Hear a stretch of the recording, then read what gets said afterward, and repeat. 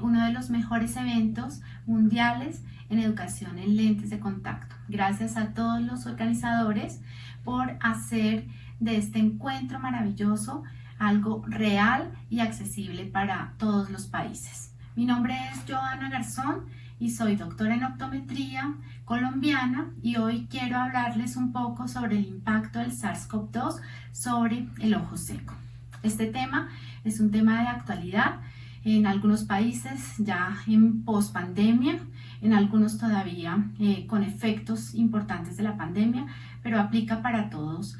por el gran efecto que tiene este virus sobre la superficie ocular. Primero contarles que esta charla no tiene ningún tipo de relación financiera con la industria o con algún patrocinador y está basado en evidencia científica. El tema que voy a desarrollar el día de hoy es hablarles un poco sobre el síndrome de ojo seco con la evidencia científica que existe sobre la relación del virus con todos los receptores que tiene en la superficie ocular, y principalmente cómo podemos hacer ese diagnóstico o signos clínicos a nivel accesible para nuestra consulta, y también a través de sistemas de laboratorio, qué medidas de prevención podemos tener y las conclusiones del caso. Bueno, entonces, para iniciar, contarles un poco que esta enfermedad de ojo seco, que ya hemos conocido, hemos seguramente tenido a través del consultorio, es una enfermedad multifactorial que principalmente ha tenido bastante investigación durante los últimos 10 años, enfatizando principalmente en todos los efectos fisiopatológicos, los efectos hormonales, los efectos neurosensoriales, y a través de las últimas definiciones publicadas en el pasado 2018 por el Consenso Global realizado en el 2017, se llegó principalmente a una conclusión, y es que el ojo seco, que es una enfermedad multifactorial, tiene como característica principal la pérdida de la homeostasis de esa película lagrimal, que está condicionada básicamente a fenómenos de hiperosmolaridad e inflamación, que tiene además un componente neurosensorial que está causando muy seguramente ese imbalance. Esto pues tiene también una super implicación en la superficie ocular en cuanto a síntomas, signos, y principalmente un signo muy importante y crónico, que es la inflamación. Entonces vemos aquí en esta diapositiva como esa definición global que enfatiza principalmente lo que está sucediendo en el ojo seco, pues es un círculo que afecta principalmente toda esa superficie ocular, que está compuesta no solamente por conjuntiva, córnea, anexos, sino también principalmente y con un gran énfasis en todo ese efecto neurosensorial, es decir, en todos los componentes neurosensoriales que generan pues que la actividad sea equilibrada, o que al contrario pierda ese equilibrio. Cuando se pierde ese equilibrio, vemos aquí en esta imagen, en este círculo, que principalmente pues empezamos a tener algunos cambios de pérdida de la osmolaridad. Esto va a generar daños a nivel de la superficie, lo que daña pues las células epiteliales, creando la apoptosis de la misma, procesos inflamatorios, pérdida de las células goblet, y esto va a contribuir en ese imbalance de la película lagrimal, que bien puede reducirnos más la producción, o también a través de las glándulas de meibomio alterar su función normal y producir una inestabilidad y evaporación frecuente de la película lagrimal. De esta manera, entonces vemos como el círculo que vemos en la anterior diapositiva, ese círculo vicioso, tiene un efecto muy importante anatómico sobre todas las estructuras, pero también a nivel de las estructuras neurofuncionales. Entonces, si algo funciona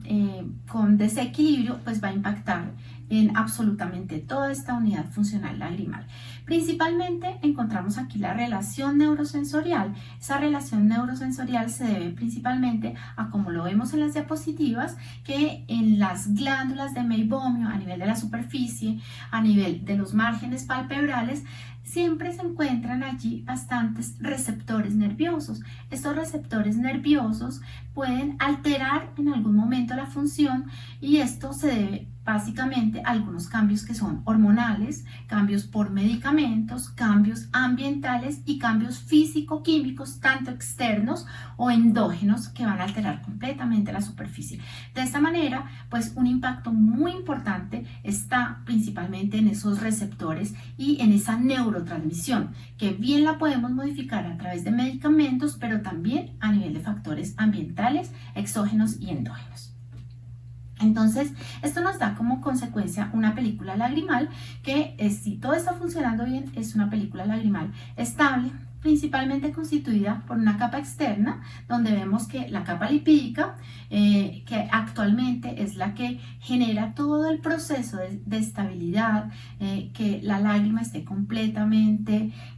posicionada en la superficie ocular, se mantenga claramente con un contacto también con el medio ambiente, permite que a través de cada parpadeo se produzca suficientes lípidos para generar esa capa externa y evitar esa evaporación. Es una capa muy importante que tiene una relación estrecha con los lentes de contacto, pero también con cualquier partícula externa del medio ambiente, y a la vez tiene una interacción, como vemos aquí, con la segunda capa, que es la capa mucinoacosa. Esta capa pues ocupa un 90% del espesor lagrimal y nos va a dar proteínas, un proceso de inmunoprivilegio a nivel de la superficie ocular, nos va a dar la estabilidad físico-química que debe tener la película lagrimal, esa sensación de lubricidad que va a dar nutrición, protección bactericida y además adherencia a través de las mucinas, que también son expresadas principalmente por el sistema epitelial de la córnea y de la conjuntiva principalmente a través de las células Goblet. Esas mucinas están distribuidas en toda esa capa mucinoacosa, pero principalmente hay unas mucinas que se estabilizan en la zona que tiene contacto con la córnea y con la conjuntiva, dando como principal lugar pues ese proceso de adherencia. Si las mucinas fallan, ya sea por inflamación en la superficie, por procesos físico-químicos alterados como lo veíamos anteriormente, sencillamente vamos a tener una falta de adherencia de todo ese menisco lagrimal a la superficie. Y por supuesto entonces vamos a perder esas propiedades que nos da esa lágrima tan importantes, nutritivas, metabólicas, de protección y por supuesto propiedades de tipo óptico. Entonces aquí en este slide vemos cómo específicamente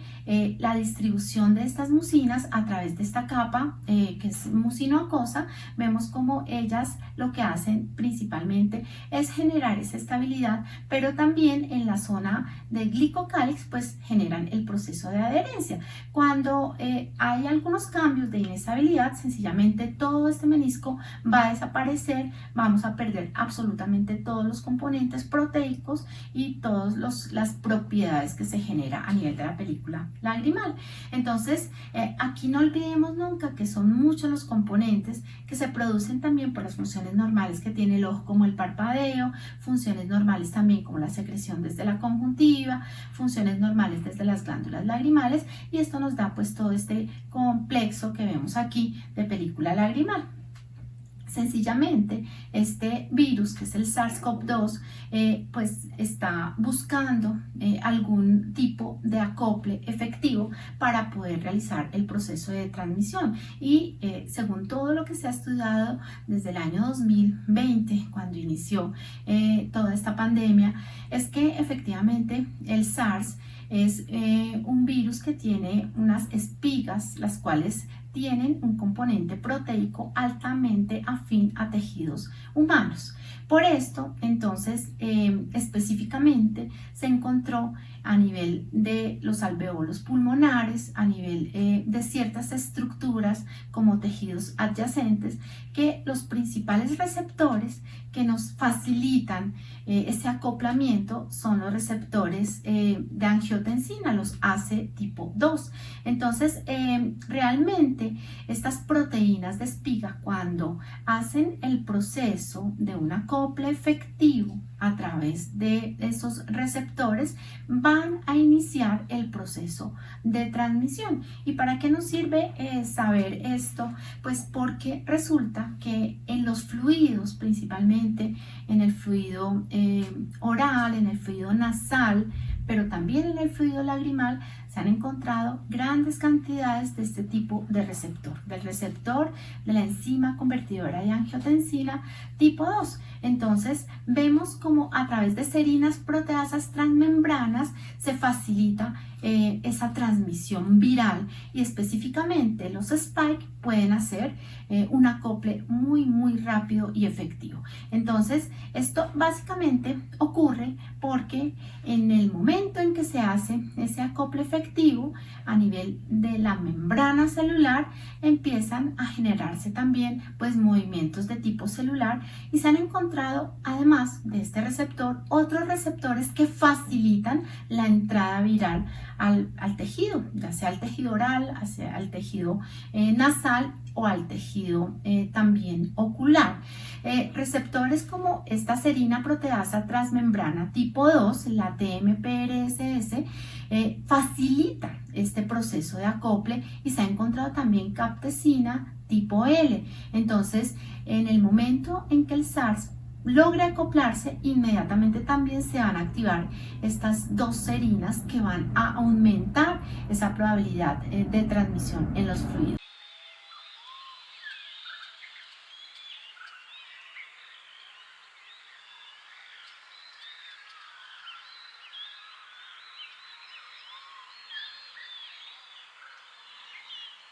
Whether you're helping your patients with the daily irritation of dry eyes or combating other ocular surface diseases, Boston Sight Sclero has the data-backed science and experience to help them see the world through a whole new lens. Entonces, específicamente debemos preguntarnos, bueno, ¿todas las personas tienen estos receptores AC2? ¿Todas las personas tienen estas serinas? Pues la respuesta es sí, efectivamente. El sistema renina-angiotensina es un sistema completamente normal a nivel metabólico, a nivel de todos los sistemas, porque lo que hace es que regula la presión sanguínea. Es un sistema que genera también un control del volumen corporal extracelular, y también es quien nos ayuda a hacer el balance específico de la bomba sodio-potasio. Entonces, son actividades completamente fisiológicas de forma normal, en las cuales este receptor de convertidor de angiotensina participa principalmente. ¿En dónde se realizan esas funciones que son completamente normales? Pues se realizan principalmente a nivel de los pulmones, a nivel bronquial, a nivel también de los riñones, del hígado, del vaso, a nivel oral, a nivel nasal. Se facilitan pues todo este tipo de funciones. Cuando hay algún tipo de enfermedad, algún tipo de proceso que nos ayuda o que nos bloquea más bien el volumen de la presión sanguínea, nos genera algún tipo de disrupción en la bomba sodio-potasio, enfermedades como hipertensión arterial, enfermedades como diabetes, condiciones renales, condiciones patológicas pulmonares, sencillamente el proceso tanto del sistema renina-angiotensina como del sistema de la enzima convertidora cambia completamente, y la cantidad de receptores de AC2 se hace mucho mayor en ciertos órganos como el pulmón, como los bronquios, como los tejidos externos orales, nasales y también oculares. Entonces, al tener mayor cantidad de receptores AC2, sencillamente vamos a tener más oportunidad de capturar al virus, o que el virus pueda hacer algún tipo de acople con este tipo de receptores. Por lo tanto, hay un factor de riesgo en estas enfermedades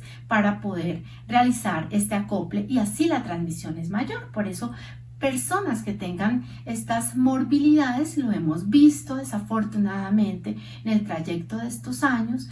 pues van a tener más tendencia a desarrollar la enfermedad. ¿Qué pasa en el epitelio a nivel del ojo? ¿Qué pasa en los epitelios corneales, en el epitelio conjuntival? Sencillamente, pues al tener una asociación importante con esta serina proteasa transmembrana tipo 2,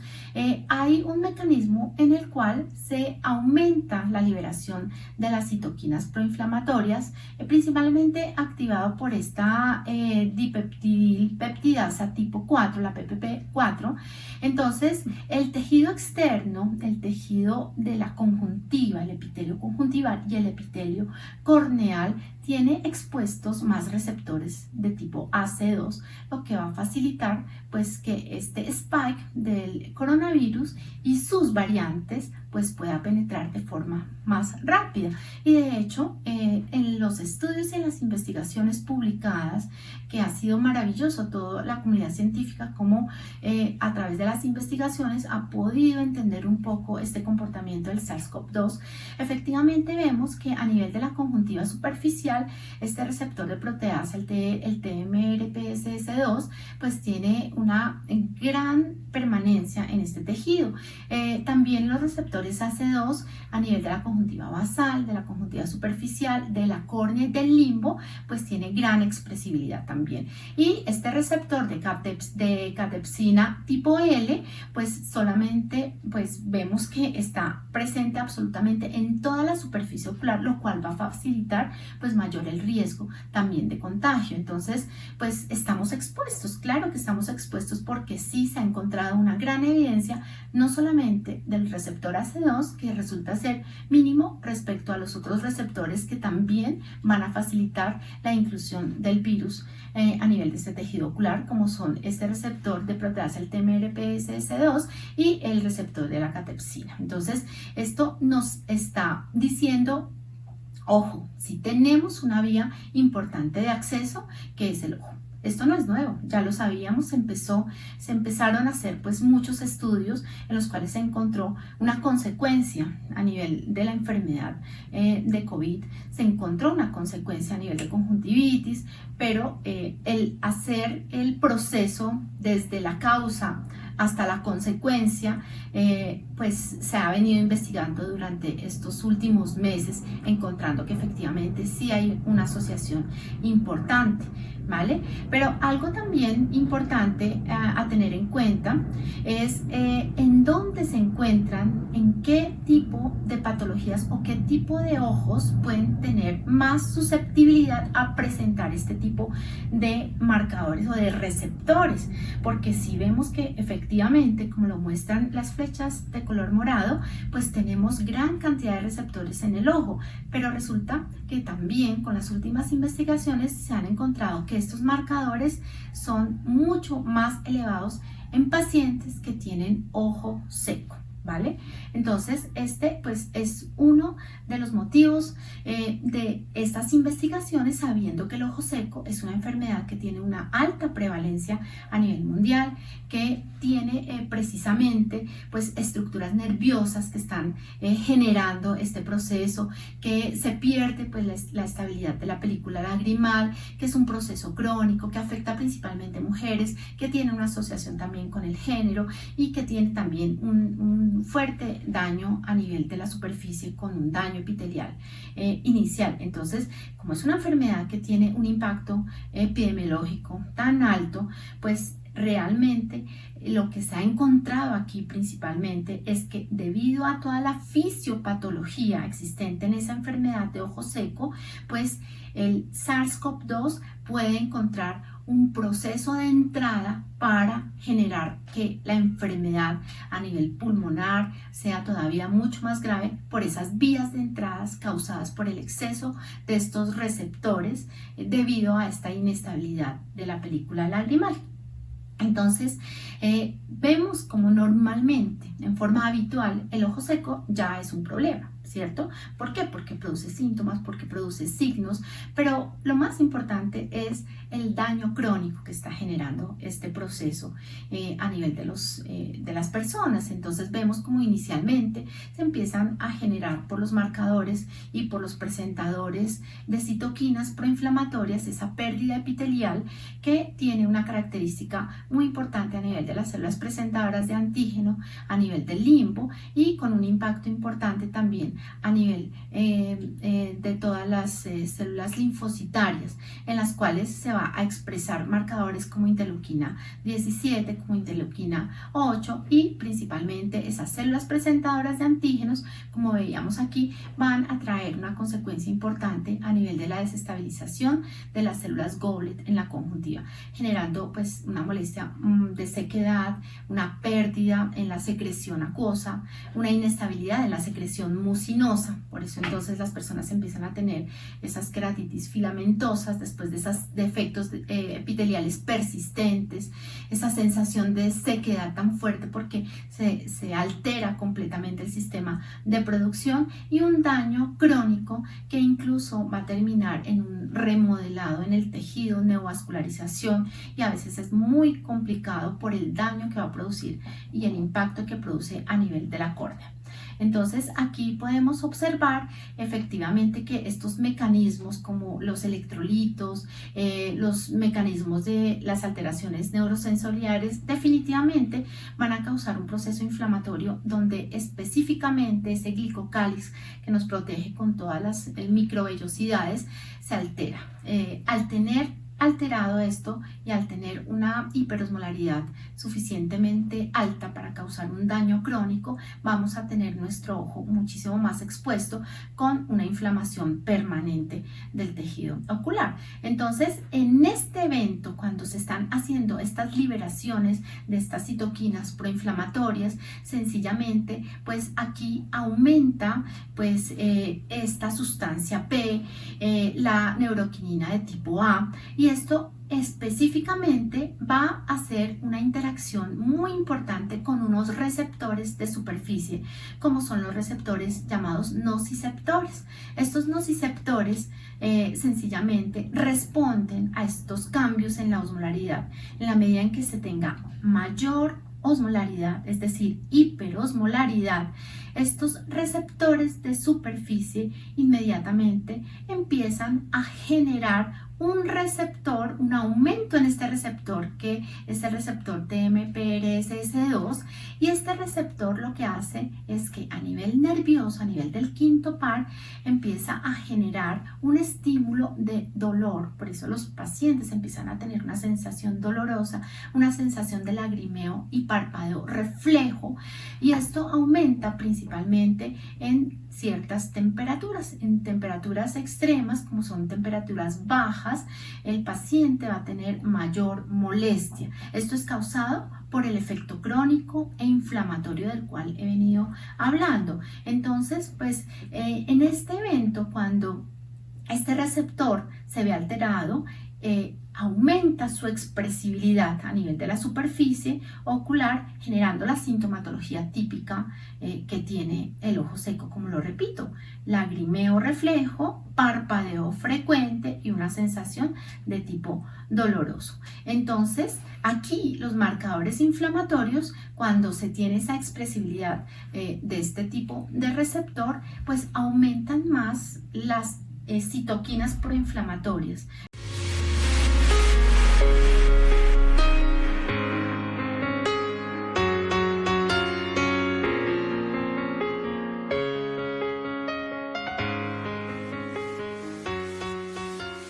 Tienes una cita presencial con tu preparación académica, con los profesionales de la salud visual de América Latina, con los negocios. Asegura tu cupo en franjafedopto2021.com. Inscripciones. Enfrentando eficazmente la era digital. Las aumenta muchísimo, sencillamente, y me va a generar pues aún más daño en el epitelio corneal, generando principalmente lo que vemos aquí, que son esos defectos epiteliales de tipo persistentes. Es aquí cuando el spike o los spike, que son proteínas específicas, van a tener un mayor factor de hacer un proceso de ensamble con ese receptor TMPRSS2 que está en aumento, más los receptores de la enzima convertidora de angiotensina que están sobreexpresados en este proceso inflamatorio. Entonces, en este momento, estos receptores AC2, pues al tener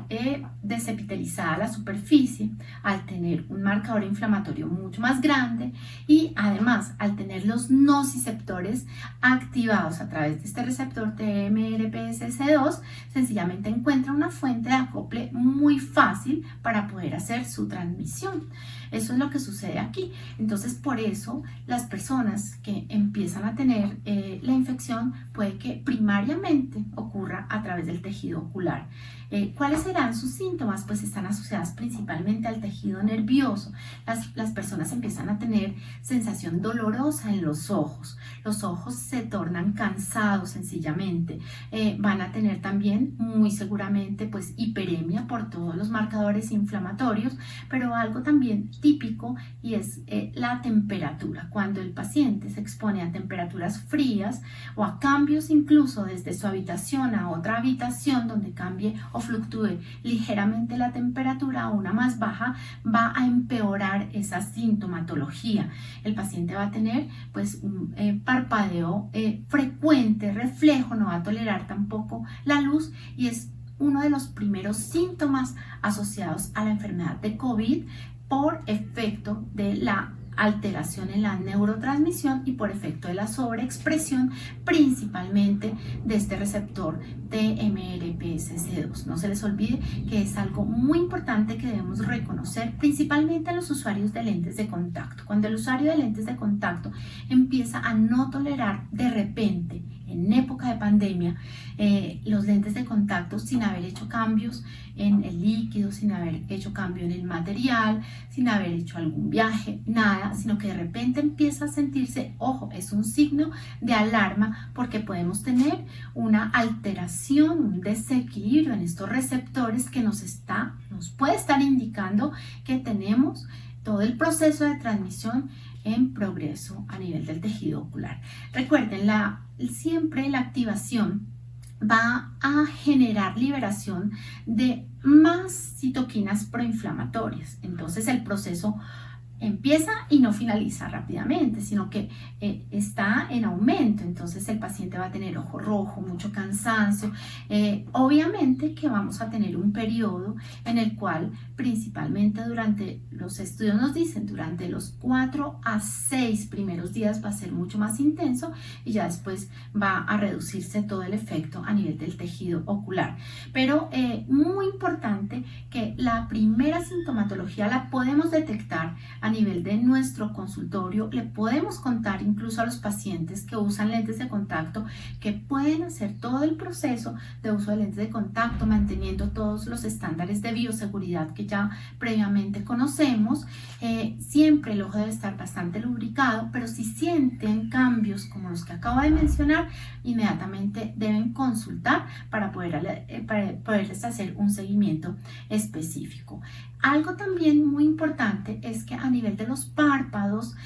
principalmente en el margen palpebral y a nivel de la zona de glándulas de meibomio, especialmente en la zona de las acinas, se ha encontrado este tipo de receptor, que es el receptor del potencial transitorio vaniloide. Es un receptor que tiene un efecto a nivel del procesamiento efector del dolor. Este receptor, en el momento en que aumente el receptor del cual les he venido hablando, inmediatamente activa las vías del dolor y hace también que el margen palpebral y la zona palpebral, tanto superior como inferior, se empiecen a tornar inflamadas y más sensibles por esa expresión a nivel sensorial. Muy importante también es que no solamente existen receptores a nivel de ese margen palpebral, de la conjuntiva y de la córnea, sino también de la esclera, lo cual también puede generarnos diversos síntomas y signos. Pero algo muy importante es que especialmente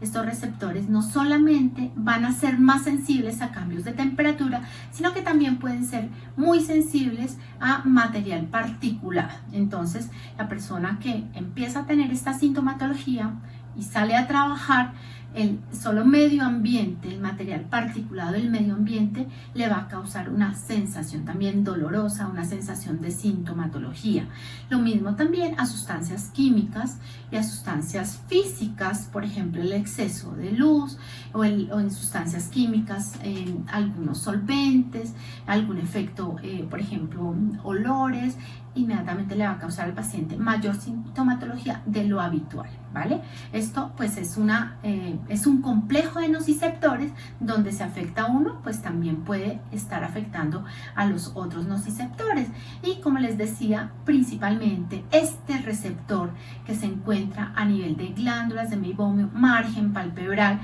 pues va a hacernos efectos importantes sobre ese exceso de parpadeo, el parpadeo reflejo, el lagrimeo frecuente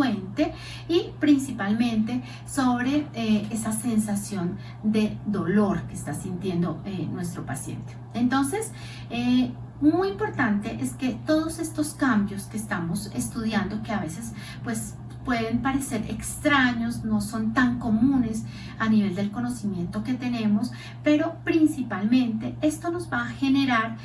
que nuestro paciente nos esté incluso diciendo: en este momento empecé a tener un proceso de transmisión o de acople efectivo del SARS, y podemos incluso aislarlo antes de que empiezan a aparecer otro tipo de síntomas y de signos. Entonces este puede ser un signo temprano antes de que el virus pueda entrar. Podríamos entonces bloquear la entrada si nos damos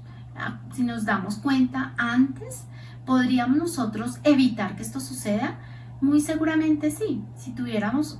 un suficiente sistema de lubricación y principalmente un sistema de viscosidad que genere un proceso de barrera para que el spike del virus no penetre y no sea pues acople efectivo con los receptores ACE y con los receptores TMR-PSS2, ¿vale? Si pudiéramos lograr que en esta época de pandemia nuestros pacientes usuarios de lentes de contacto, los pacientes habituales, los pacientes que tienen más susceptibilidad a tener estos receptores, como son los pacientes con hipertensión arterial, pacientes sistémicos, pero también pacientes oculares, que ahora los voy a mencionar, si les pudiéramos aumentar pues el tratamiento y sobre todo el efecto profiláctico de sustitutos lagrimales que provean esta viscosidad y esta lubricación, estaríamos teniendo una barrera importante de aporte durante este proceso específico de pandemia.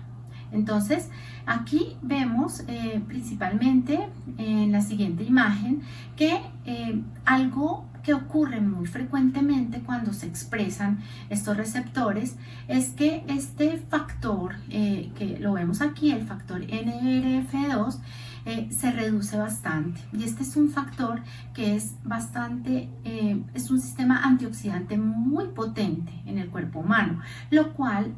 pues nos va a generar una consecuencia importante, y es que si se reduce este sistema antioxidante, pues el proceso de enfermedad va a ser mucho más fuerte a nivel del ojo. Por eso la sintomatología puede aumentar, puede ser muy fuerte esta sintomatología. Entonces esto pues depende muchísimo de ese proceso que tenga previamente nuestro sistema ocular. Si el sistema ocular es sano y tiene todo balanceado, pues muy seguramente el efecto va a ser menos posible. Si el paciente ya tiene ojo seco y ya de por sí tiene citoquinas proinflamatorias, el proceso va a ser mucho más posible. Si el paciente no tiene ojo seco, como lo veíamos anteriormente, pero ocurre esto, es muy probable que se produzca ojo seco a consecuencia del SARS, ¿vale? Y también si el paciente tiene otra patología que desencadena alteración en la superficie ocular, como por ejemplo conjuntivitis alérgicas o por ejemplo glaucoma, que con uso crónico de medicamentos se tiene disrupción epitelial en muchas ocasiones, pues vamos a tener también un proceso de ojo seco asociado al SARS y más probabilidad de entrada y transmisión del SARS al tejido ocular. Entonces son factores que siempre debemos correlacionar en nuestra historia clínica, ¿vale? Algo también importante es el proceso inflamatorio de otras patologías que está mediado por esta sustancia P y el péptido relacionado con el gen de la calcitonina. Entonces, ¿qué sucede? Pues en los procesos inflamatorios, esta sustancia P pues va a facilitar también que se aumente la cantidad de receptores AC2. Esto reduce lactoferrina. La lactoferrina sabemos que es vital para el proceso de defensa que tiene la película lagrimal, y esto pues va a tener un proceso importante para facilitar la unión. Si esa película lagrimal, como les decía yo, está robusta, está suficientemente nutrida con todos los factores de crecimiento normales, con todas las proteínas en forma normal, si podemos generar previo o durante esta pandemia procesos en los cuales se mejore esa estabilidad de la película lagrimal, sencillamente el aumento de la lactoferrina o su estabilidad más bien, pues va a inhibir esa posibilidad de que ese receptor AC2 haga acople con el SARS. Entonces esto va a ser muy bueno para nuestros pacientes. Igual también sobre el dipeptidilpeptidasa tipo 4 se ha encontrado principalmente que patologías como por ejemplo las úlceras recurrentes o los defectos epiteliales persistentes o después de cirugías refractivas principalmente se expresa en más frecuencia este tipo de receptor. Entonces los pacientes que en época de pandemia han decidido operarse tienen mucho más riesgo de poder generar la transmisión viral. Los pacientes que han tenido antecedentes, por ejemplo, en 2019, 2018, de algún tipo de la SIC o la SEC, pues van a tener también un mayor riesgo de generar la transmisión por el aumento de los receptores de PP4 que van a facilitar también la entrada de tipo viral. Súper importante también el proceso que se tiene del virus a nivel del conducto lacrimonasal, porque pues sabemos bien que a nivel de nuestro ojo tenemos una vía de entrada muy importante al sistema respiratorio a través de los canalículos, ¿cierto?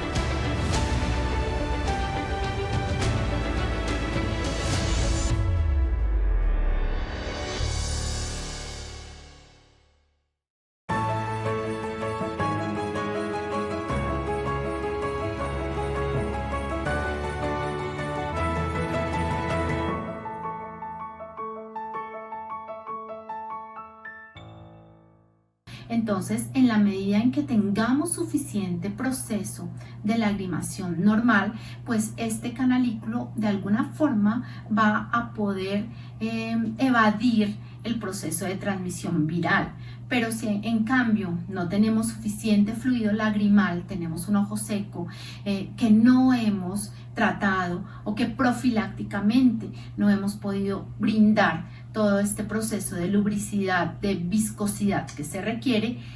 es mucho más factible que ese acople que se ha tenido a nivel de los receptores ACE o de los otros receptores pueda generar un proceso de migración de tropismo, que se ha encontrado que este virus tiene un proceso de tropismo muy importante, y pues el proceso de infección por vector y recorrido a nivel bronquial va a ser muchísimo mayor y más factible. El tejido linfoide es uno de los principales factores que nos va a contribuir a estas consecuencias pues desafortunadas. La evidencia científica también se ha encontrado que a nivel de estos receptores, principalmente los que van a generar que el SARS se convierta en una enfermedad permanente como el ojo seco,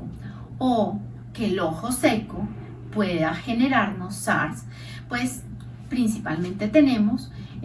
algunas manifestaciones como son esa sensación de ardor, de quemazón, la sensación de fotofobia, la sensación de rasquiña, el lagrimeo frecuente. Y esto es lo que primero nosotros tenemos que estar muy pendientes con nuestros pacientes, escucharlos para saber que esto puede ser factible, que podemos tener una herramienta de prevención con los sustitutos lagrimales antes de que suceda esto, pero que una vez que suceda debemos hacer monitorización con nuestros pacientes. Aquí podemos observar en los casos de postquirúrgicos donde efectivamente el proceso de transmisión pues puede ser muy grande y efectivamente el generar estos nociceptores, la sobreexpresión y excitabilidad de los receptores y nociceptores va a tener también consecuencias inflamatorias crónicas por el ojo seco que van a terminar en reducción o alteración en la transparencia a nivel de la córnea.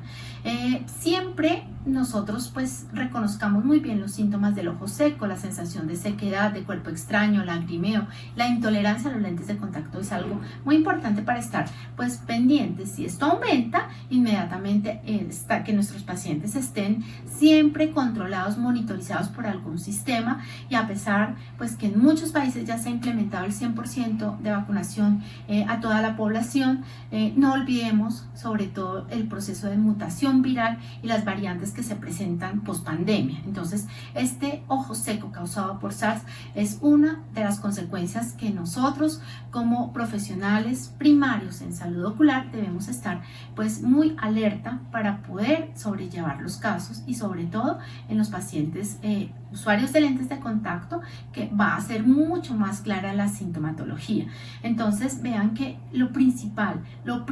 para poder detectar que está sucediendo algo asociado al SARS por receptores AC2 y por los otros receptores nerviosos como son el TMRPS es principalmente la presencia de dolor, un dolor súbito, un dolor que puede estar acompañado con parpadeo frecuente, con lagrimeo frecuente, principalmente esa sensación de cuerpo extraño y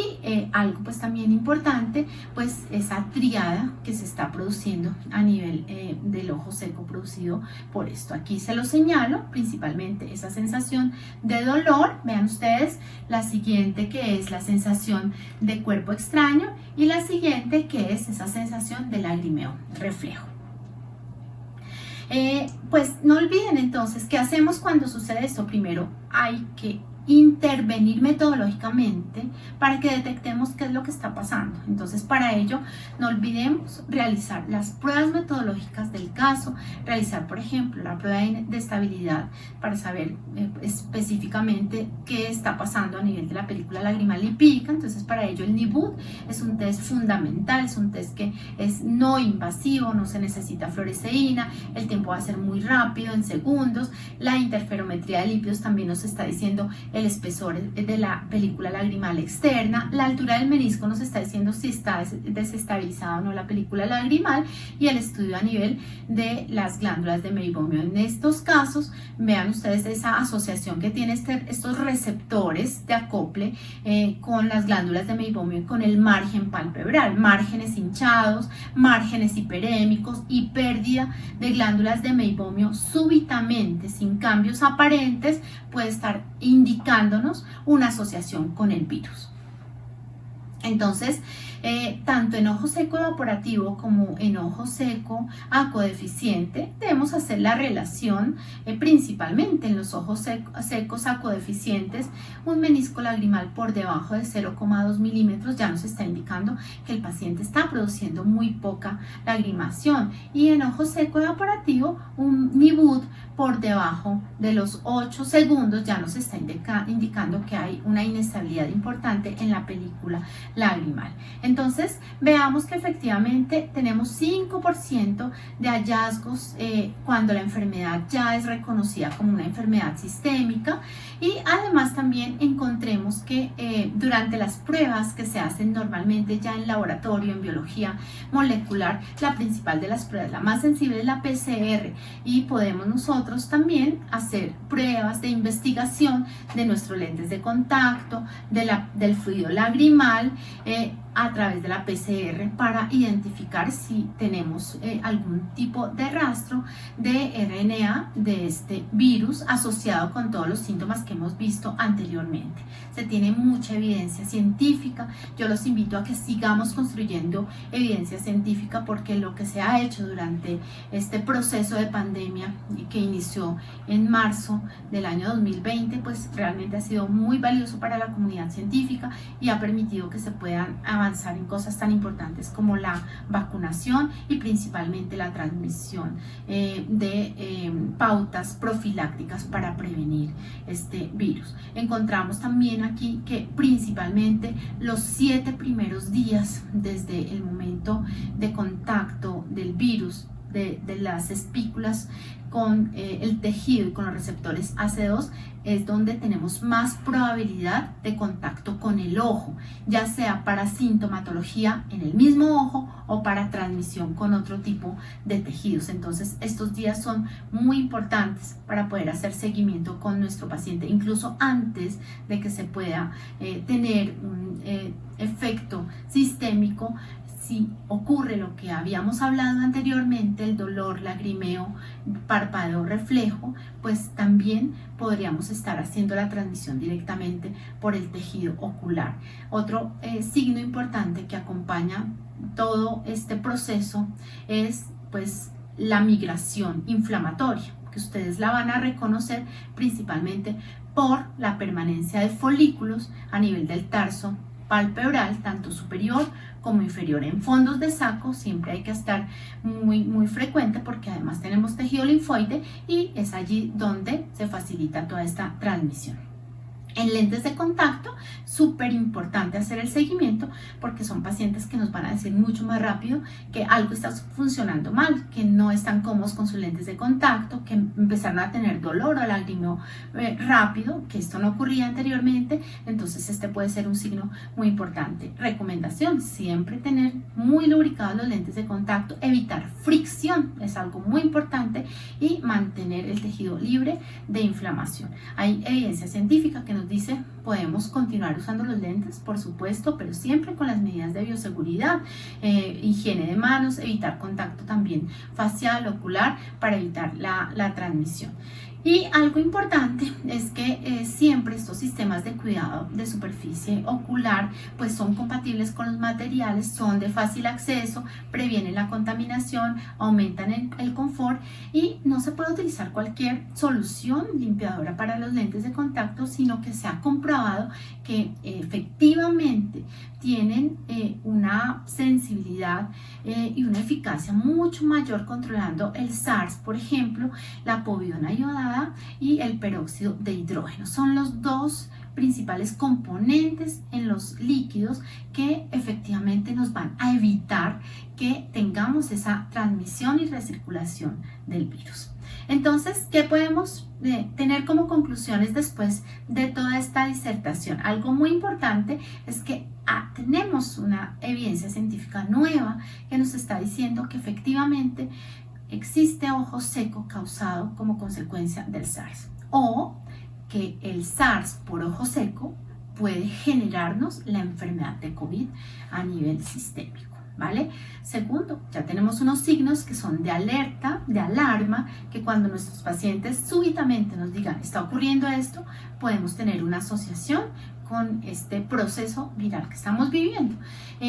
Pueden haber infecciones también conjuntivales con folículos, que hace pues que la sensación de molestia, de quemazón y de irritación sea mucho mayor para nuestro paciente. Si podemos controlar ese ojo seco incluso antes de que aparezca, pues vamos a tener una ganancia y le vamos a ganar al virus un poco en el proceso de transmisión. Entonces, por ello, aumentemos las medidas de bioseguridad, pero principalmente pensemos en el equilibrio lagrimal, lubriquemos, evitemos fricción y demos lubricantes en esta época de pandemia, que va a ser muy útil para nuestros pacientes. Algo también es que tenemos pues suficiente evidencia. Vemos aquí este artículo de Acta Oftalmológica donde efectivamente se tienen consecuencias de ojo seco. Vemos este artículo también de la Asociación Americana de Otorrinolaringología, en donde nos dice que se pierde el gusto, el olfato, pero que también se tiene como consecuencia ojo seco. Y el último artículo también donde está asociado con cambios en la métrica lagrimal, principalmente el PUT. Bueno, entonces muchas gracias clase, muchas gracias a todos, espero que sea útil y que pongan en práctica.